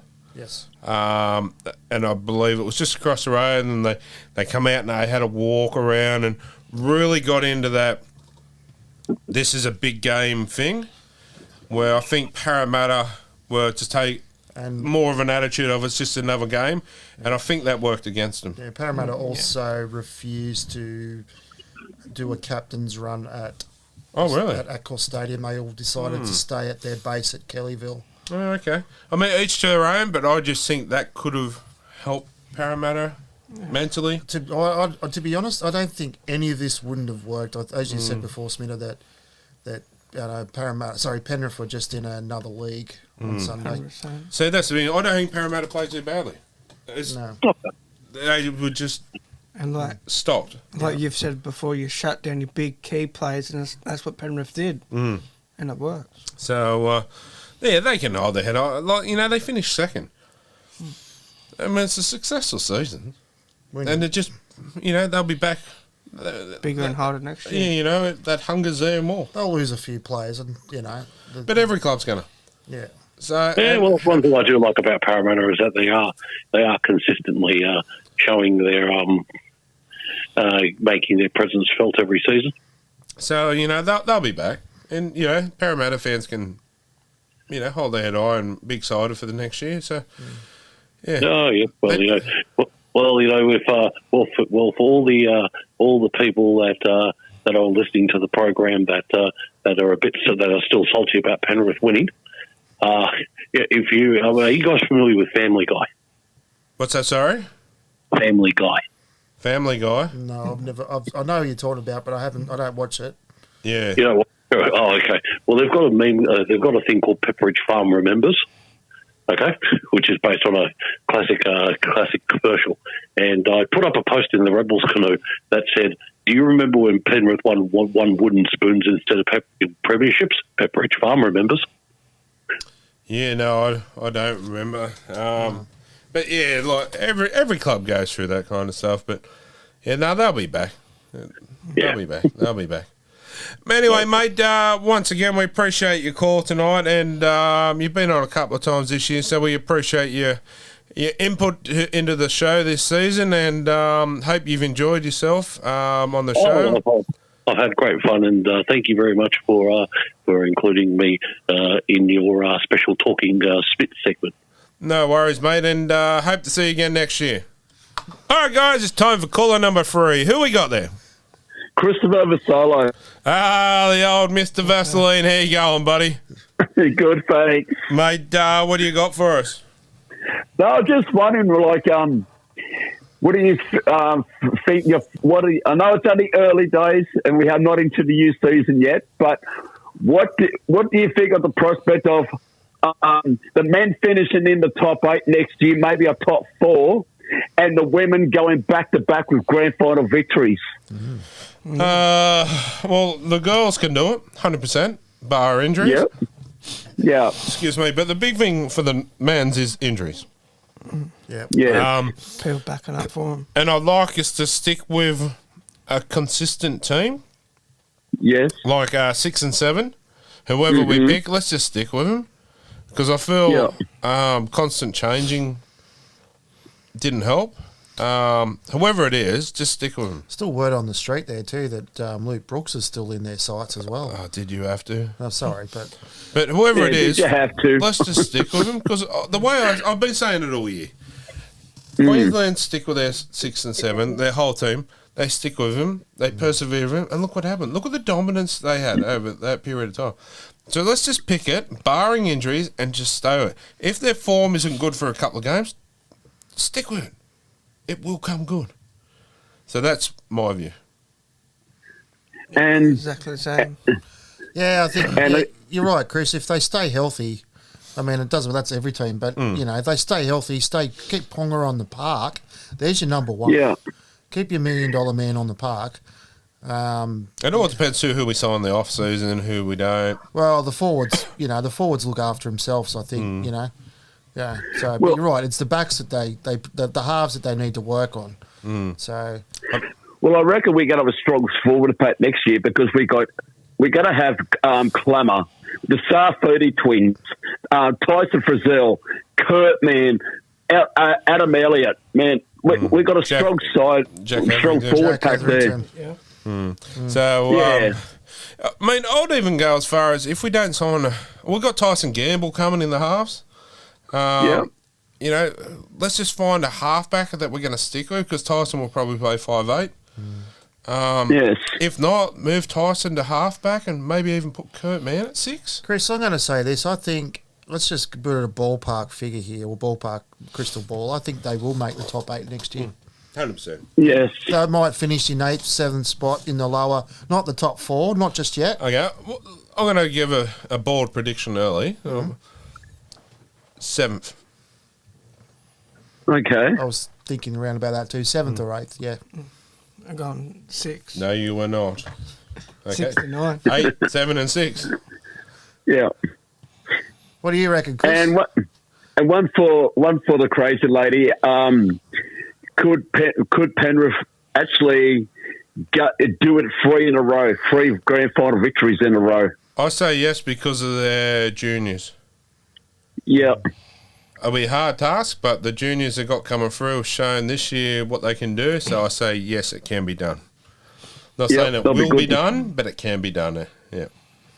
All right, thank you, Smitter. No worries, mate. Appreciate your call, and we appreciate your calls throughout the year and supporting us. But for your call this week, we have half a dozen spots left on our Chocolate World, so your name will be on the Chocolate World to spin at the end of the night, and you could win either a voucher for Sayers Inc. or some other great prizes. So thanks for being a big supporter of the show and phoning in, and hope to see you next year. And I'd just like to say thank you for another great season of the nighttime and nighttime podcast, and all the best during the off season. And I'm looking forward to next year again, mate. No worries. We appreciate your loyal support, and see you soon. For sure. Thanks, you. Bye. Thanks, Chris. See you, Chris. That's all right. See you, crew. Bye. Bye. All right, guys. That's Chris Vazzello. We'll take caller number 4. All right, guys. It's time for caller number 4. Who we got? Yes, hello, crew. This is Simon again, and I just wanted to call for one last time before the season ends, or the season has ended, but before this show ends for the year. I almost said Rio, excuse me. And thought I'd say hello and give my condolences to Gary. Thanks, mate. Yeah, he's all right. He's took it well. Yeah. I'm sure he takes it like a man, but still, if he wants a hug or a bit of new Greco-Roman or something, just let me know, Gary. That'd be nice, mate. Mate, before we ask you a question, I must say to you, we do appreciate you calling in. You're the highlight of my week. Yeah, and we have grown, or some of us more than others, grown pretty fond of his calling in. So, mate, what we're going to do is, because we've got a few spots left on our nighttime chocolate wheel for prizes this week, we're going to put you in the draw as well. So we're going to put you on the chocolate wheel, and the Minions probably going to give it a big pull and a big spin, and see if your number comes out. So we only know you as Simon. So what is your last name? Simon Holder. Middle name is Peter. Simon Peter Holder. All right, so you're on the board. And we actually put Terence wrote into us, so we put him on as well, but he didn't give us his last name. Oh, Terence, yes, it's funny. His last name is spelled Towell. Towel. Terence Towell. Oh, righty. Yeah. Anyway, what's your question for us this week? Actually, I just didn't have a question. I just want to wish you well for the rest of your year, and I hope you enjoy your Christmas, and well done to the girls. Yes, and, they did well. Well done to the Crazy Ladies team, and just wanted to, again, offer a shoulder to Gary. Yeah, no, he's doing all right, but yeah, the Crazy Lady's pretty happy too, I must admit, as well. Well, that's wonderful. I'm glad that you've had a happy household this week. We've been kind of happy. I found Terence came back. Oh, has he? Yes, I don't know what happened to him over there when he was visiting that weird nightclub, but he came back a few days ago, and it's been a bit unusual. He keeps asking me for quickies. For what, sorry?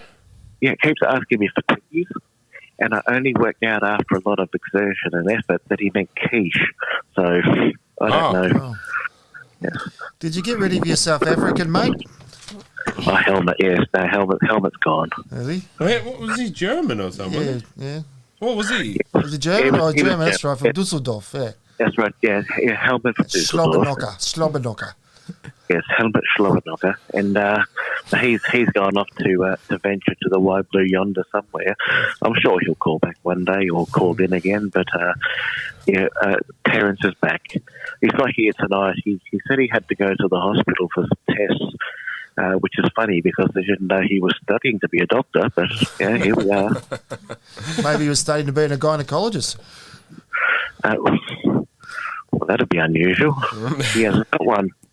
Mate, the Big Johnson isn't on tonight. He's still away with Channel 9. And we're supposed to have Mr. Vassalo on, but he's got other commitments. Christopher. Oh, dear. My dear Christopher, I hope he's well. Yeah, we seen him there on... when was the last time we seen him? Well, I caught up with him on Sunday. Mm. Yeah, he was in good spirits that day. Oh, that's wonderful. I do miss the Big Johnson, though. Yeah. Well, we haven't heard from him. I've speak to him, but we haven't had him in here for a while, so it'll be good to catch up with the Big Johnson. There's a real empty part, a hole in your life when there's no Big Johnson there to fill it. Oh, mate. It's never a dull moment when someone calls up. Mate, we appreciate you calling in each week, and we really value your input, should I say, to the show when you call up. You're going to be doing some more souffle during the off-season, Simon? Well, I'm going to keep working. Like I said, Terence has been after cookies, and I only worked out he meant quiche. He's happy with the quiche, and I'll definitely get working on some souffle again. But look, I still struggle to get her up sometimes, and I've got to be doing something wrong. I cooked some asparagus, haven't I? Did you? Asparagus. Why on earth do that? Beg pardon? Why on earth would you do that? Hello Fresh. Yes. Well, pineapple juice is better, Spinner, but that's okay. Yeah, no, come in the Hello Fresh, and I thought I might have bugged it up, but Kylie said it was quite nice. So, Smithers is chef extraordinaire. As long as Kylie says it's fine, then you're off the hook. Yes, Smitter the naked chef. That'd be a sight for sore eyes. Wouldn't it ever? Anyway, we'll leave that for another segment. So who is there now? It's Corey and the Minion. And Minion, is it? Well, gentlemen, it's been lovely to speak to you too, and I do hope you have a lovely off season, and that you enjoy yourselves, enjoy your playtime, and have a wonderful Christmas. And I do hope to speak to you in the new year. That you will. You will. Mate, we will. We've got some good plans with our really good editor and good friend over there in Adam. So the crew and him are going to get together soon and have a bit of a chat with a few things coming. So we look forward to that. So keep your eyes posted for that. Definitely. I'd like to meet him one day too. I believe he's a bit of a bear. Yeah, well, yes, he reminds me a bit of the old ZZ Top. Oh, well, definitely worth looking into on that one. But again, thank you, and please give our love to the gorgeous crazy lady. And Gary, again, we're very sorry that you're upset. And if there's any way we can console you, please do not hesitate to ask. Thanks, mate. Just send him a photo of you and Terence, and I'm sure we can pass it on to him. He took it hard on Sunday, but he's all right now. So did Terence. I was going to say, was that before or after the game? Anyway, before he went to hospital. Donated to Terence for us. Wish him all the best. Oh, I certainly will. And we'll talk to you in the new year. And all the best. Yeah, thank you, gentlemen, boys. Loved you all. Mwah. All right, mate. It's time for caller number 5. All right, guys. It's time for caller number 5. Who we got? Hi, I'm Joel Porter from West Walls End. I'm a really big Knights fan, and I just want to say how proud I am of the Newcastle Knights girls for winning the grand final. I think they've done an extremely fantastic job, and I'm so proud of them, and we deserve this win, and they fought very hard for it, and they did extremely well.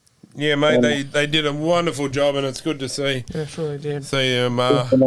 Yeah, so mate, that's And I'm sure You guys have done a great job as well. Oh, mate, we appreciate that.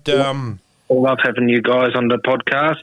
Oh, mate, that's what we're here for, is to bring you some enjoyment, and hopefully you've enjoyed the year. It's been a good Loved year, it. and we'll be back next year. Definitely, I can't wait for it. Mate, you've called in a few times, Joel, so we're going to put you on our Chocolate World tonight to spin and win a prize. So, yeah. I think we've got about 4 prizes to give away, and one of them's a $500 tattoo voucher. Oh, wow. And if you win the booby prize, you get a date with Corey. Oh, wow. That's what they always say about me. He wishes. But anyway, mate, we appreciate your support through the year, and hopefully we brought you some enjoyment. And, Thank you, guys. Thank you. We look forward to having you on next year. So stay Same tuned, here, mate.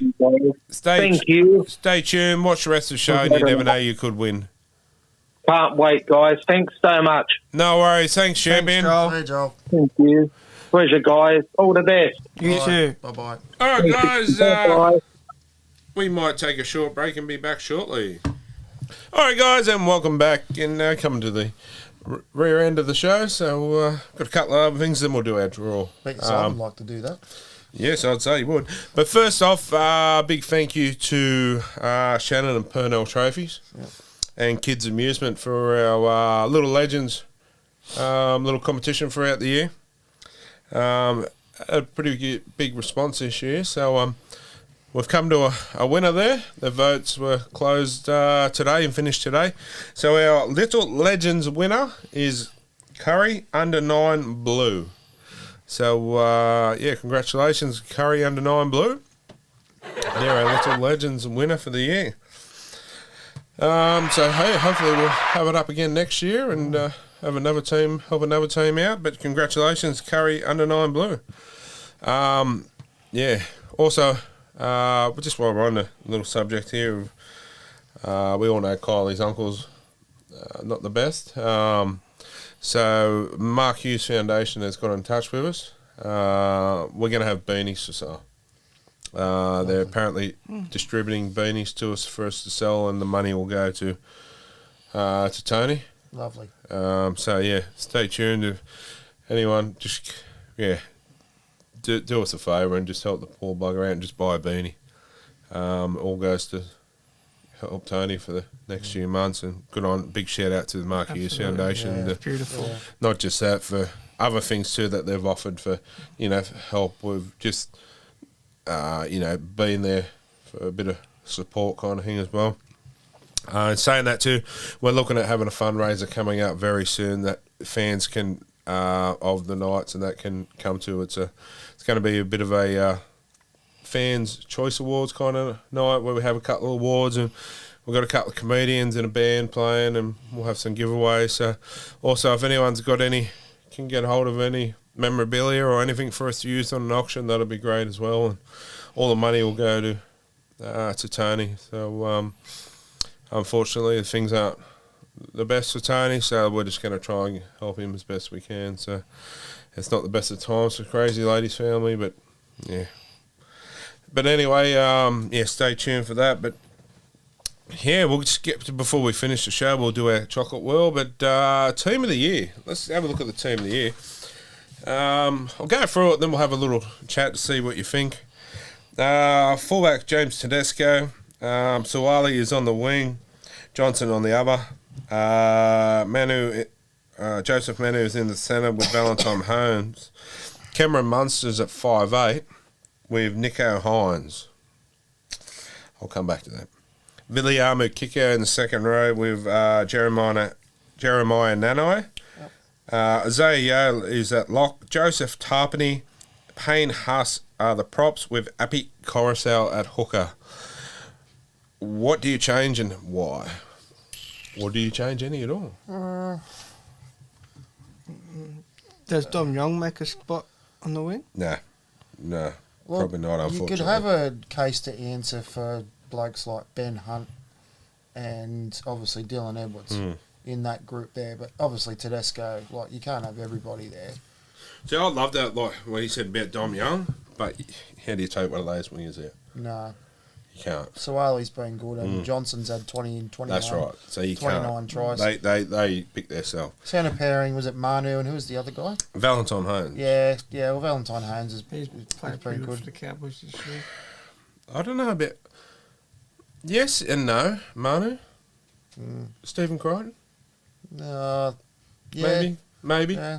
But I'm happy to go with that. This is my issue. Munster and Hines.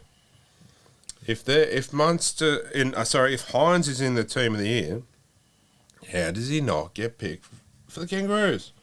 Your guess is as good This as is mine. my issue. I'm happy for it to be like that. Yeah. But he should be in the Kangaroo squad. Villiama, kick-out, speaks for himself. Jeremiah Nano? Yeah. Yeah, he's played pretty solid. Is that, say no more. I have a special mention for Hudson Young too. I think he's had a good season. 100%. Yeah. He'd be at the first spot on the bench. And should be another one on the Kangaroo tour. My only thing... Yeah... Nathan Cleary doesn't get a look in. Hard to pick I wonder them all, if being suspended had anything to do with it. True. And how, Haas, didn't he get in trouble during the year? Who? Sorry? Payne Haas, didn't he get into a fight? Yes, he got in some issues as well. With Albert Kelly, wasn't it? Yeah. Yeah, that was very early on in the season. So does he go out and someone like James Fisher Harris? Yeah. Abby Coruscant speaks for himself. Tarpany speaks for himself. So, not a bad side. Pick a bench. Okay, I'll go Hudson Young. What, number 14 to begin with? Or Whoever, just throw one on that you'd fan for a bench player. Kurt Mann? Yeah, no, I don't think he's really warranted, as much as I like him to.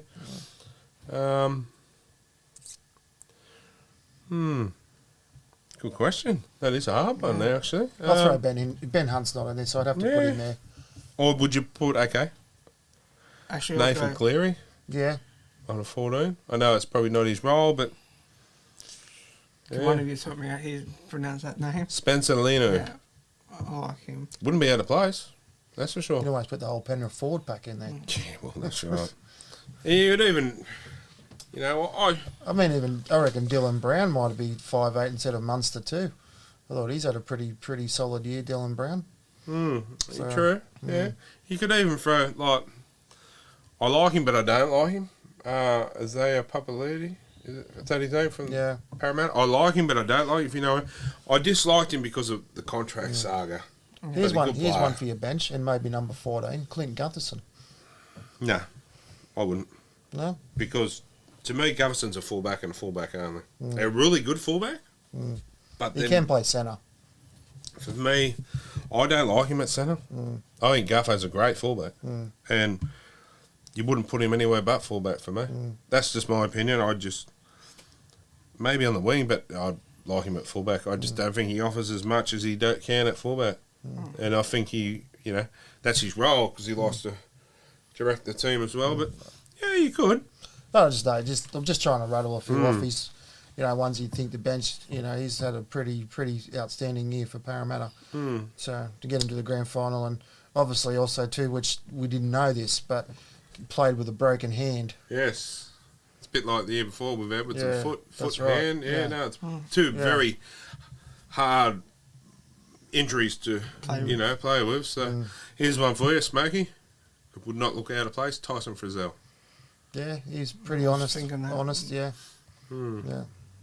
Anyway, that's and the. Clem, we didn't get in that. I love to put Clem on, but unfortunately, I don't think it's going to happen. But well, I pose a question to you guys, being Knights supporters. Your Knights Player of the Year, in your eyes? David Clemmer. Yeah, David Clemmer.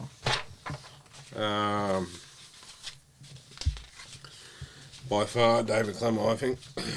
But I like. There's heaps we could. Excuse me. I like a lot of awards too. I like him bringing awards where it's not just about the player of the year, but players that give 100% but don't get the limelight too, like your Brodie Joneses. That bloke bleeds the club. And I'd like to see them get more recognised. And I think there should be a fans award, a fans choice award, which Yeah, that's just my opinion. But Panthers captain Jamin Hopgood was named player of the match in the state championship as well. Now So he's off to Parramatta next year. yes, handy pickup for Parramatta. We'll play a lot of first grade now in Parramatta. And, okay, they said, oh, we're losing Isaiah probably. Handy replacement. Did you see the try he scored on the weekend? No, I didn't watch all of the game, but Mate, it was going out for dead ball and he just launched at it, try. And captain of the side, so huge pickup for Parramatta. Spencer Leno, speaking of Spencer, Panthers prop admits his preference is to re-sign with the club, but reports that the Dragons are attempting to sign him. 100% I want to stay. I can't really see myself moving in another jersey, but that's the nature of the business. So pretty much, yeah, Dragons could have Spencer. Huge pickup. it would be good for us. He'd be good red and blue. Very good. Very good. But have we gone through the World Cup side yet, the Australia? No, we did we? No, I don't think we did, no. All right, Josh Addock, Matt Burton, Regan Campbell-Gillard, Patrick Carrigan, Daly Cherry Evans, Nathan Cleary, Lindsay Collins, Ruben Cotter, Angus Crichton, Big Tino, Campbell Graham, Harry Grant, Valentine Holmes, Ben Hunt, Liam Martin, Latrell Mitchell, Cameron Munster, Cameron Murray, and his vice-captain, Jeremiah Nanai, Murray Tulongi, Tedesco is the captain, Jake Travojevic, Jack White, and Isaiah Yeo. Who do you get rid of and why? Well, as we talked about earlier, you got to have your Clive Churchill medalist and your Dally M Player of the Year. I would probably give Cameron, what's his name, Campbell Graham. Campbell Graham. Not that I don't think he's a bad player, but I think, you'd have Dylan Edwards probably for him. And Nico Hines just as a backup because Nico Hines can play utility as well. True. So maybe Murray Tulungi. Yeah, true. I think like. Are you happy with Cameron Murray, vice captain? I'm not. Well, yeah. To be honest, I'm not. Not when you have Jake Trebojevic, Isaiah Yeo. To me, they're more of a leader than him. Mm-hmm. So I'm happy with Tedesco. That's fine. Don't get me wrong. Cameron Murray will make a very good. Not yet. No, not for Australia. Yeah. So. Not yet. When you got Isaiah Yeo. Yeah. Who got captain of the year? Isaiah Yeo. Yes. Well, I say no more. I rest my case. See, like, you get into these awards, but then it just doesn't make sense. So this is where, Isaiah Yeo gets my vice captain.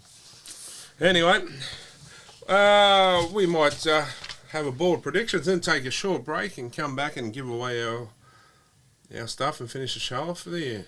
Beautiful. So, board prediction for next year, Minion. My board prediction is I think the Knights will come up better than what they did this year. I reckon Smokey top 6. Penrith to be minor premiers again. And I think they will play.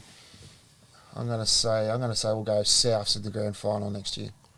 Penrith Souths. I'm going to have to do a player prediction. Kurt Mann will debut for Queensland next year. He's been on the cusp a few times. Yeah, and I'd say he's hungry.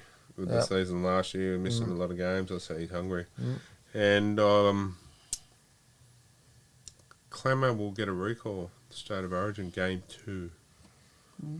Let's just hope. But anyway, we'll take a short break and come back and give away some prizes. All right, guys, and welcome back. And unfortunately, that's us for the year, but we're going to give away some prizes. We have a list here, I believe. We have a list here of who won some competitions and got on the board, plus a few from tonight. So we've got a list here, 1 to 17. We've got 17 people to win. So we've got 4 prizes to give away, 3 prize packs. And the last one will be the tattoo voucher from Sayers Inc. Got Adriana Exenides here. She's come back to spin the wheel for us. So, yeah. Come in a bit there, Adriana, can you? Yep. Yeah. And without taking your glasses off there with the wheel, do you want to give it a spin? For this one's for the prize pack of a Knights hat, signed hat, KP football, Kabashi CD, and a Knights mug. Do I spin it like this? Spin her off. Spin it off, mate. 17. Lucky number 17. You want to read that name? Terence Towell. You are the lucky winner, Terence Towell. All right, you want to go again? Yep, let's go. 7. Number 7. Ash Barter. Number 7. All right, they win. What's in front of you, Corey? Yep. Lovely pack there. We got some bit of wine, wine glass, Knights hat, mug, coins, and we've also Coins? Yeah, we've got what do you call that thing? That's it. Money box. Money box. That's Yeah, right, and a coins. scarf. Yeah. Coins. And our next prize, Minion, what do you got there, mate? Got a bag, got a ball, a signed Knights hat, Yep. I've got a mug, Mm. and I've got a flag. That's retro Winfield Cup flag, and he's just giving away me bag. But anyway, And for all you people, and for all you young viewers out there who don't know about the Winfield Cup, send it out for us there, Adriana. In the picture bit more. You want to help me here, Corey? Righto. Simply the best. oh, speaking of Simply the Best too, why did Barnesy not sing that on the weekend? It's beyond me. Yeah. But that was another one that what caught my eye, but I forgot about it. But anyway, yeah, so that's our third prize pack, and he's also giving away me school bag. That anyway. Sorry, mate. But spin her off, Adriana. Number 12. Number 12. Kieran Deves. Kieran Deves. Yeah. Well, Kieran. I don't think he would like that. He's a. Alright, yeah. Anyway. Was it number one to go? One more. Is that for the big one? That's the big one. Is that for the big Is that the tattoo voucher? A big tattoo voucher, this one is for. Righto. So, Big spin. Spin it hard. boys? Spin it hard, Adriana. Almost took me head off. Number 12 again. oh, you can't win twice. Redraw. That's Kieran Deves. So, I don't know. What do we do about that? Redraw. Because he's won twice. He won the last two. Yeah, I think we better spread it out. So, which one do we redraw for him? The tattoo voucher. Tattoo voucher. Redraw that. Yeah, redraw the tattoo voucher. Righto. Once you've won, you can't go on. Yeah, there you go. Ready? Ready? Go again. Number 2. Timothy Peace. Well, Tim, you've just won the Sayers tattoo voucher. $500 tattoo voucher. So all you people that won a prize, get in contact with us and come and collect your prize, and hopefully, we'll give away some more. Adriana's just knocked the wheel over there, but It's been a while since she's been on the wheel, so you know what? Have we got any more? Have we got any more prizes over there? I'll have a look here. We've got to have a few more. These photo frames. No, mate, he's giving away the studio now.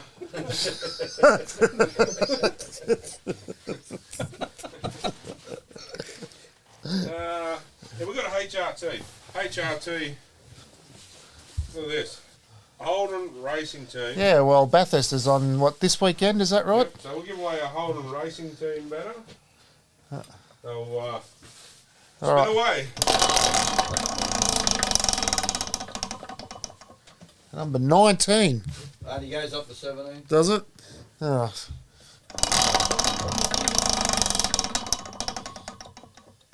Number 5. Leslie Glover. Gover. There you go, Leslie. Oh, Leslie, that lovely St George supporter of mine. Poor bloke. So, someone on the lollies? Yeah, Someone- no, they've already been picked up. Yeah, but that's us. Yeah. So all the winners. Yeah, that's our giveaways for this year. Yeah, so it's been a good year. Yep. You have. Yeah, thanks for having me on this year. Thank you, Dean, for having me on as well. No, it's Thank all- you for your hard work. That you It's a team effort, mate. Team effort. It's not one involved. We're a team. We're a humble little team, and I'd like to thank our sponsors. Definitely. Yeah, big shout out to Newcastle Live, Sports Power, Muso's Corner. Huge shout out to Shannon from Purnell Trophies. Yep. Burton Automotive. Burton Automotive. So, Zinc. Grand Matriarch Distilleries. Yep. Yeah, big shout out to Terry from Steak and Chops as well. Yeah. And Sayers Inc. as well. Johnny Sayer. Johnny Sayer. Can't, there's never a drama with Johnny Sayer. So I reckon we should actually, in the off-season, go and get our tattoos done. We might even have a little bet where we might do something and whoever loses has to get a mystery tattoo. He's in for that. Do you want to spin the wheel for that? So, and we have to, whatever we decide, say if you lose minions, whatever we decide, and you've got to be blindfolded. And whatever it is, you've got to get it. Yep. Done. Yep. Well. As long as it's in a hiding spot, I'm happy. Yeah, you can pick where it is, but... Why don't we have a spin-off? Like odds or evens for... No, I've got an idea. It'll be good. It'll be good. Can good mine be viewing. a wash-off? Nope. I'd say there might be some tears flying here. Anyway, yeah, look forward to next year, and big shout out to the Crazy Lady. Yep. Huge shout out to Adam, our editor. Yep. Floor by Gary. Yep. And everybody else that's been a part of the show this year. It's been awesome. Mr. Vaseline. Yep. Big Jono. Big Jono, yeah. How can we not leave him out? The Big Johnson, he'll be back, and look forward to catching up with. All the callers that have come in this year. Just anyone that's just had a part of it. It's sad to go, really, but excuse me, we all need a break at some time, and we'll come back even bigger next year. 6 months will come around pretty quickly. Yeah, well, we've got a few good ideas in the pipeline, so a bit of work to do. So look forward to that, but enjoy yourself over the holiday break, and see you for a bigger, better year next year. But stay tuned. Keep an eye on our page for things coming up, and we might have some giveaways here and there, and the beanies, and our little fundraiser night that we're planning as well. So jump on board, and remember, it doesn't go to us; it goes to Tony. So all right, thanks again, and once a night, always a night. Good night. Good, so that we had stuff to talk about. Oh, I know you do that every week. As I said, what have you been doing? Don't spit on me, then I'm not.